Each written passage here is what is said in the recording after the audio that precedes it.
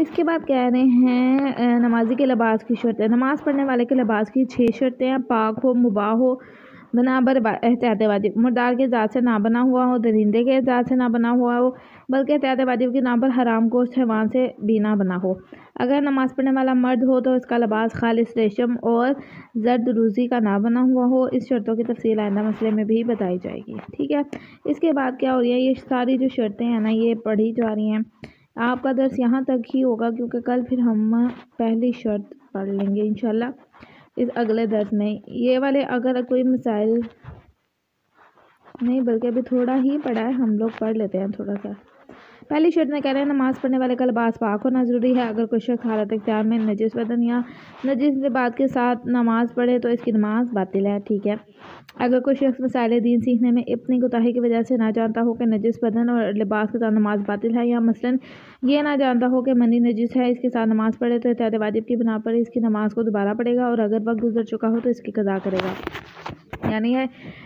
جو ہے ایک عقلی بات ہے کہ اگر ایک انسان کو نہیں مسائل پتہ یا کچھ بھی ہے، جب اسے پتہ لگے تو جو نماز پڑھی ہے اس کی دوبارہ قضا بھی ہوگی، اور اگر نئے وقت کو نہیں گزرا تو اسی ٹائم دوبارہ پڑھے گا۔ اگر کسی شخص کو یہ یقین ہو کہ اس کا بدن یا لباس نجس نہیں ہے، اس کے نجس ہونے کے بارے میں اسے نماز کے بعد پتہ چلے تو اس کی نماز صحیح ہے۔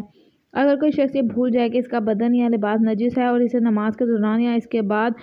یاد آئے، چنانچہ اگر اس نے لاپرواہی اور اہمیت نہ دینے کی وجہ سے بھلا دیا ہو تو احتیاط لازم کی بنا پر ضروری ہے کہ وہ نماز کو دوبارہ پڑھے، اور اگر وقت گزر گیا ہے تو اس کی قضا کرے۔ اس صورت کے علاوہ ضروری نہیں کہ وہ نماز کو دوبارہ پڑھے، لیکن اگر نماز کے دوران اسے یاد آئے تو ضروری ہے کہ اس حکم پر عمل کرے جو بعد والے مسئلے میں بیان وہ کیا جائے گا۔ یہاں پہ وہ یہی بات کر رہے ہیں، اگر ایک شخص تھا اسے اس چیز کا جو ہے صرف شک تھا کہ پتہ نہیں میں نجس ہوا یا نہیں ہوا، لیکن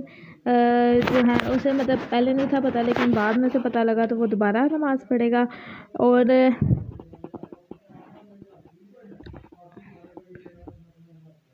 اگر اس نے لاپرواہی کیا یا کچھ تو پھر اگر وقت ہے تو پھر پڑھے گا، نہیں ہے تو پھر جو ہے اس کی قضا کرے گا۔ آگے کہنا ہے جو شخص وسیع وقت میں نماز میں مشغول ہو، اگر نماز کے دوران سے پتہ چلے کہ اس کا بدن نجس ہے تو اس سے یہ احتمال ہو کہ نماز شروع کرنے کے بعد نجس ہوا ہے، تو اس صورت میں اگر بدن یا لباس پاک کرنے یا لباس تبدیل کرنے یا لباس اتار دینے سے نماز نہ ٹوٹے تو نماز کے دوران بدن یا لباس پاک کریں، یا لباس